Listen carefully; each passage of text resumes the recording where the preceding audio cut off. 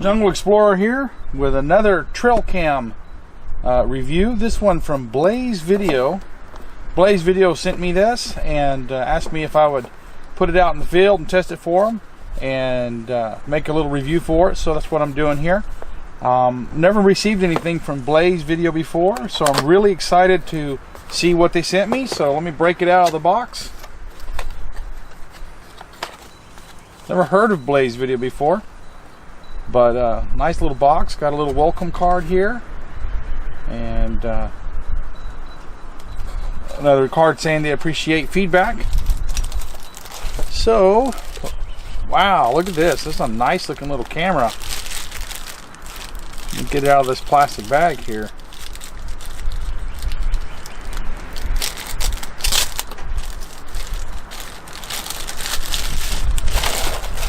I'm working outside here, so if there's a little wind noise, I apologize.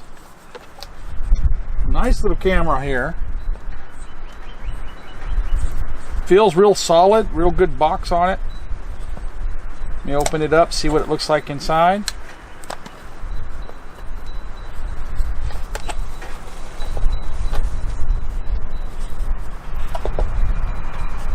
Well, got a little door over here. 8 AA batteries. That's pretty standard nowadays. This is a little different than the units from Cam Park that I've been reviewing. So let me see what else is sitting in the box here. Okay, we've got a data cable here and a strap. Pretty simple. And a little instruction manual, which if you need to read that, you're not a guy. So anyways, nice little buckle strap here. Looks like it'll be pretty easy to use. I'm going to get some batteries and load those up, and we'll go through some programming, and then we'll put it out in the field. Okay, so the first thing we're going to do here is load up some batteries.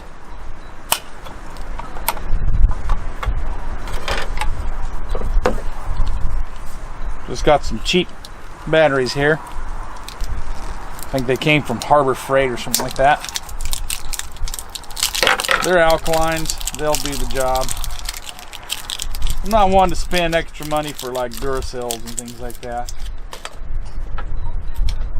I know they're better, but they just cost so much more.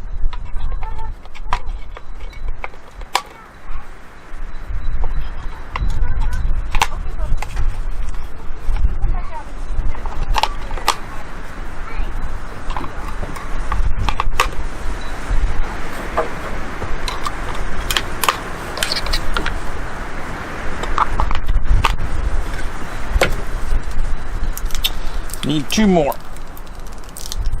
And put them in a hard enough package, that's for sure.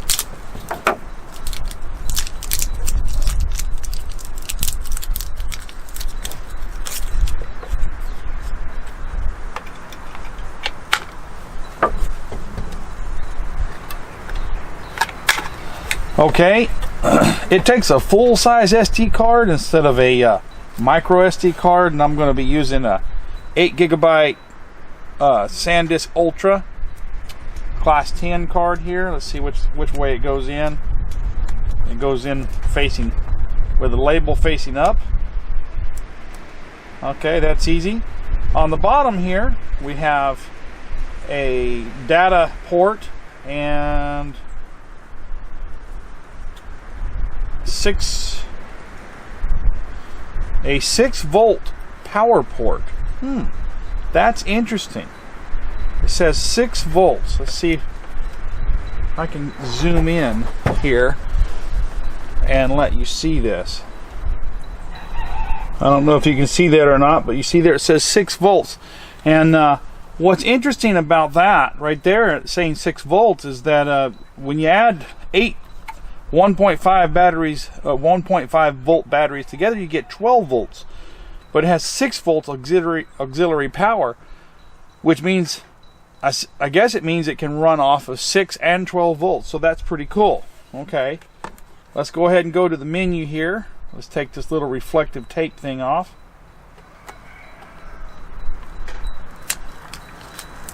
Okay. First one is on and then set. We'll go to set and see what happens. Go to menu. Menu language. Okay. Photo size. Let's see that. Let's go to 16 megapixel. Oh. Alright. Video size. Number of pictures. Okay, it's in camera mode. Up top, first thing is the mode. Let's go camera video with this. Okay. Language English, good. Photo size, video size is at 1080p. It has also 720p and 480p. So let's leave it at 1080p. Number of pictures, go with 1 photo. You know what? I'm going to go with 3 photos. Video length, 5 seconds. No. I think I'm going to go with 20 seconds. I like a longer video. Alright. Intervals, 1 minute. Let's do 5-minute intervals.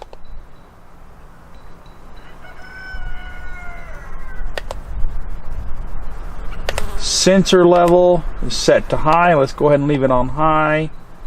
Set time and date. Today is April. What is today? April 12th. April 12th. 2, 3, 4. 12. Alright, see what else we got to say here. Time, state, damp. Time and date stamp. Put the time and date. Yeah, I like to see that on there. Timer. That's time lapse. Okay, so you have time that it can take. Set it for what time you want to take pictures. You can also set it for time lapse recording. There's a password to keep it locked. Serial number, SD card storage. Let's go to that. Stop saving when full. Okay. Format storage. Let's go ahead. I always like to format my storage, just in case it's, I format your card. When you format your cards on the computer, sometimes they don't work very good if the camera requires a special kind of formatting. So I'm going to go ahead and format the card. Okay, card formatted.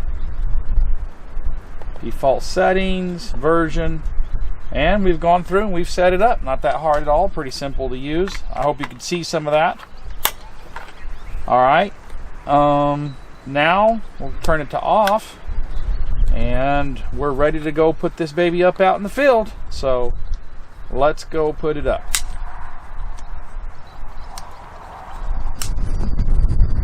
Okay, so I've got it mounted here on a tree next to my Campark T45, and I'm going to be letting it take pictures over the next couple of weeks and see what we pick up. Got it watching my feeder here.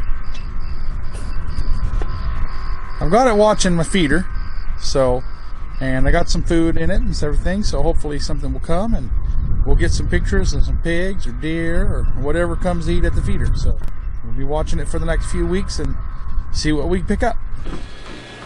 Okay, well, we're back, and back with the little BlazeVideo trail camera. It's been a couple months since I deployed this in the field.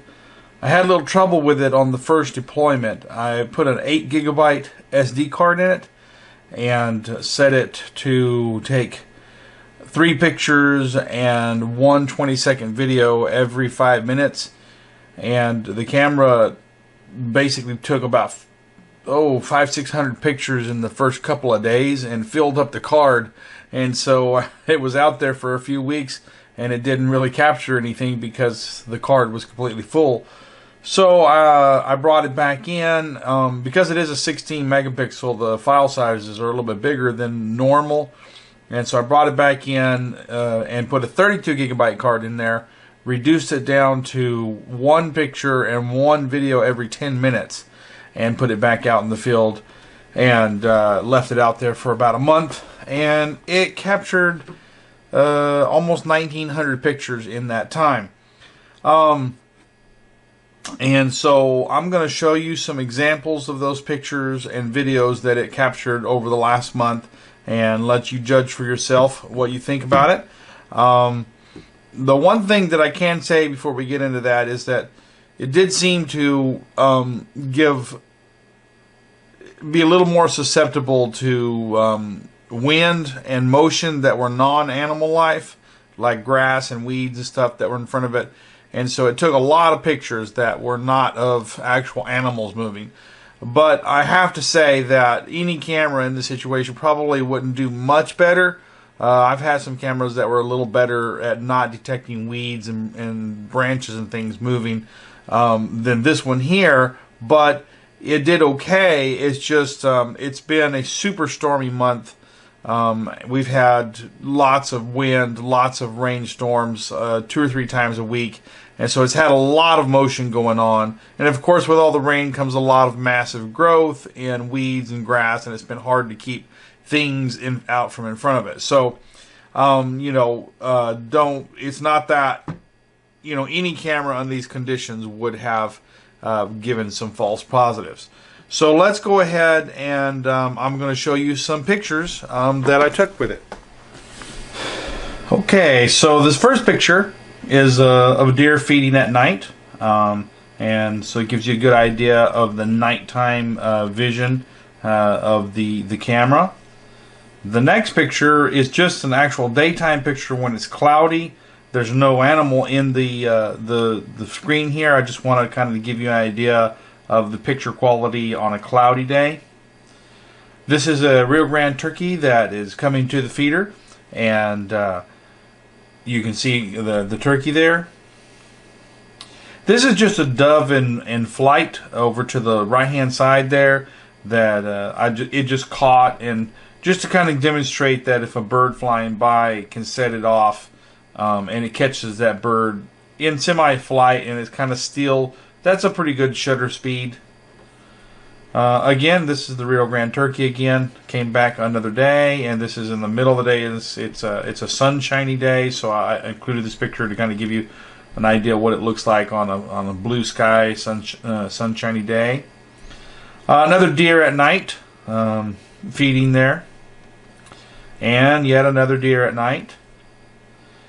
A couple more doves flying there. 2 doves coming into land on a cloudy day with a little bit of sun in the background.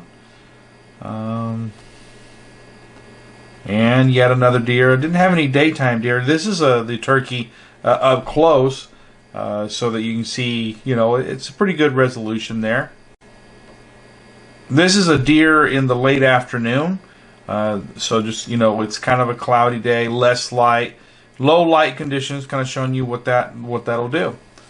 Okay, so those are some pictures that I have. So now I'm going to show you some video, and I caught a bobcat at night on the video, and just show you some videos that happened during the last month, and then I'll come back to you after that.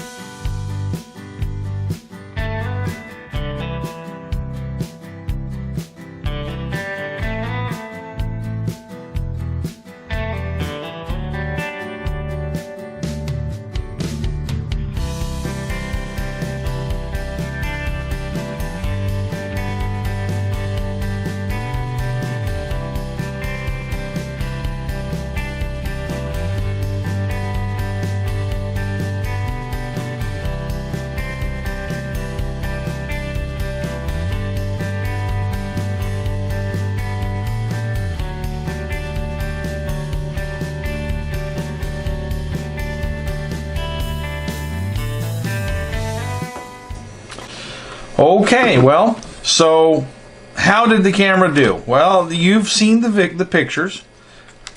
For a 16 megapixel camera, I was expecting a little bit better quality pictures than this. Especially the nighttime pictures, I didn't feel personally were anything to write home about. They were usable, but I expected for a 16 megapixel to be a little bit better. It took, like I said, about 1,900 pictures, almost 2,000 pictures. That's pictures and videos, but that's after another five, almost 600 pictures that it took the time before on the same set of batteries. And I don't know if you can see this right here. The battery shows to be about 1/3 exhausted. So I would say it's down to about 65%. It doesn't have an actual meter there, but it's about 1/3. So I'd say it's around 60% exhausted. So that'd be about 2,500 pictures. You know, so I guess that's pretty good for a camera, you know, of this quality, and it has to write a lot to that memory card. It almost, with those 2,000 pictures, it almost and videos, it almost filled up that 32 gigabyte video card. There was a lot of storms, a lot of rain, a lot of wind. There was no water intrusion into the case, so that's a good thing. That's really positive that water didn't get in it, even though it was in some really bad weather. You know, it's a nice camera. I wish the pictures would have looked a little bit sharper. I was expecting a little bit. That was a little bit of a disappointment. Still not anything that, you know, would cause me to shy away from it. I just expected a little bit better out of that. But other than that, the camera worked pretty good. I think it's a little more sensitive. I could probably adjust it down, put it on medium or low sensitivity, and it probably would do a little better job at you know, avoiding wind problems and hitting there. But all in all, you know, it did pretty good, and it's still in one piece and still working, still functioning on the first set of batteries after 2,500 pictures. So, you know, for what it's worth, you've seen the evidence, you've seen the pictures and the video quality. You'll make the decision for yourself. Hopefully this video has been useful to you. As always, remember that I place the product links for this stuff in the description of the video and all the equipment used in the making of this video. And if this video has been helpful and you found it useful, please like, subscribe, and comment. Until next time, the Jungle Explorer signing out.